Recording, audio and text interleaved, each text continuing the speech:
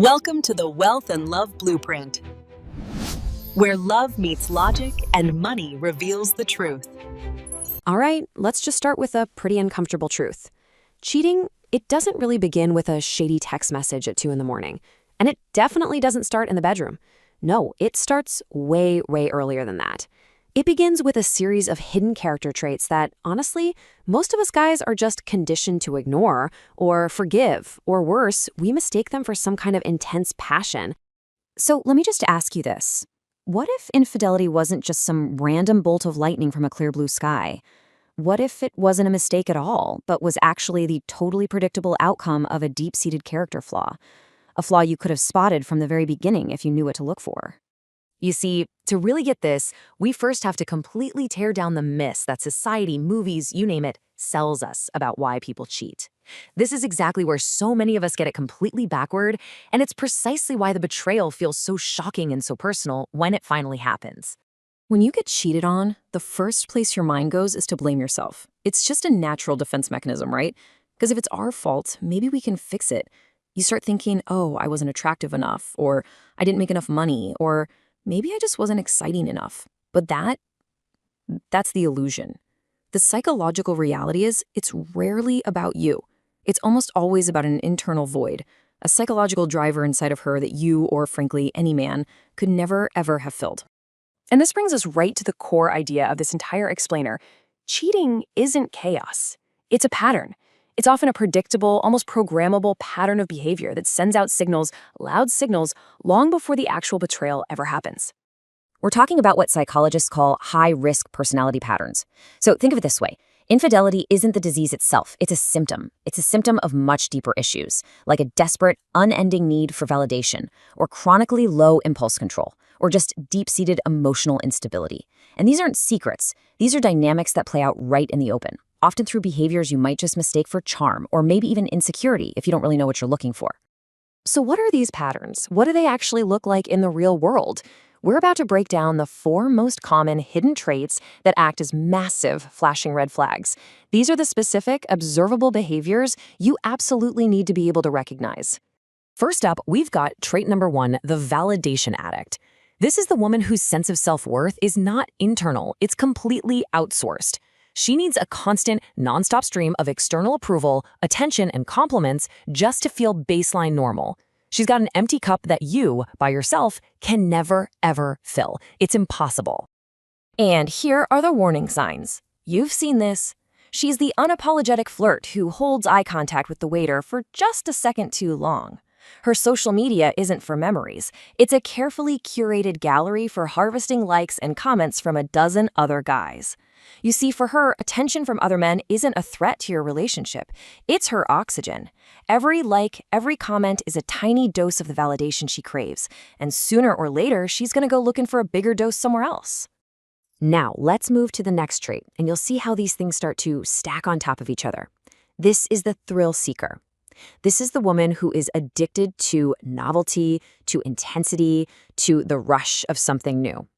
To her, stability, which is the very foundation of a healthy, long-term relationship, it feels like a prison. She doesn't want peace. She craves chaos. So what does this actually look like? Well, it's a constant restlessness.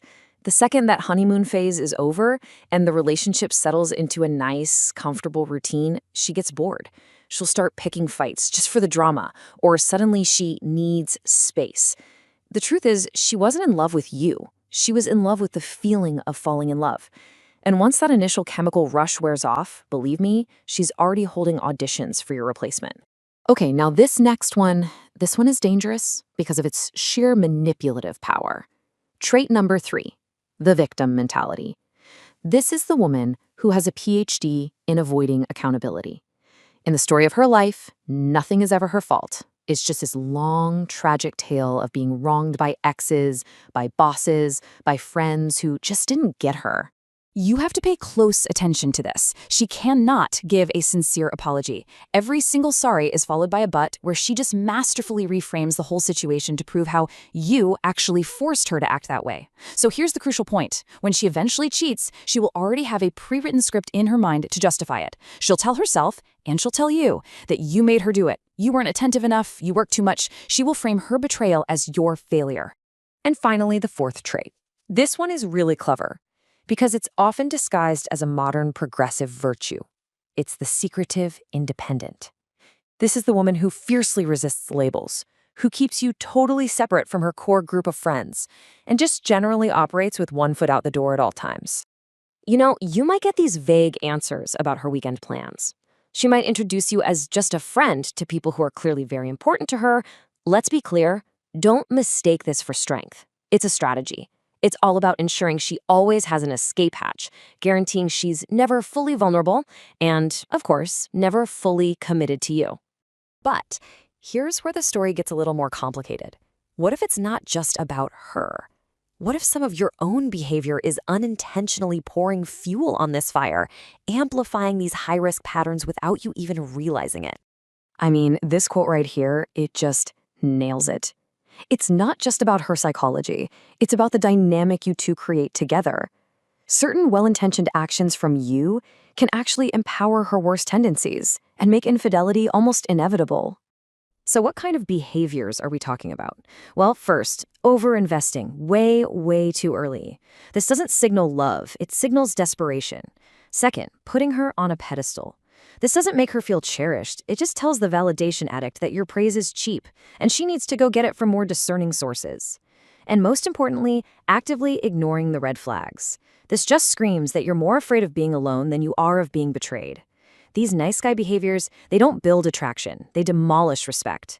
They signal that your standards are low, and that basically gives her a green light to get away with anything. And getting away with it has a cost. A real, tangible cost that goes so far beyond a broken heart. We need to talk about the true damage that getting involved with a person like this does to your life's mission. Just think about the mental cost in numbers. Betrayal doesn't just hurt, it literally hijacks your brain. The obsessive thoughts, the complete loss of confidence. It adds up to hundreds, maybe thousands of hours of lost focus. That's an entire side hustle you could have built. That's a new skill you could have mastered. But instead, all that energy is burned up on this endless mental loop of what if and why. And that lost time? It translates directly into financial and opportunity costs. How much of your potential is just wasted when your mind is totally consumed by drama and trust issues? It's a direct tax on your ambition and your future wealth. Choosing the wrong partner isn't just an emotional mistake. It's a catastrophic strategic error. So how do you avoid this? It's not about becoming cynical or closing yourself off from the world. No, it's about shifting from choosing with pure emotion to choosing with clarity. It's about having a strategy. Here is a simple 4-step framework. First, choose based on character patterns, not just intense feelings or some fleeting chemistry. Second, watch their behavior over time. Words are cheap, but patterns are undeniable. Third, ruthlessly enforce your own high standards and boundaries. And fourth, and this is probably the most important one, do not ignore that feeling in your gut that tells you something is off. That feeling is data. Use it. And that brings us to the final crucial takeaway from all of this. The goal isn't to become paranoid. It's to become discerning. Because the biggest mistake you can possibly make in your relationships isn't getting your trust broken by the wrong person. It's looking back with regret, realizing you ignored the signs that were there from the very beginning. By aligning your heart and your finances, you unlock true growth. Subscribe to Wealth and Love Blueprint.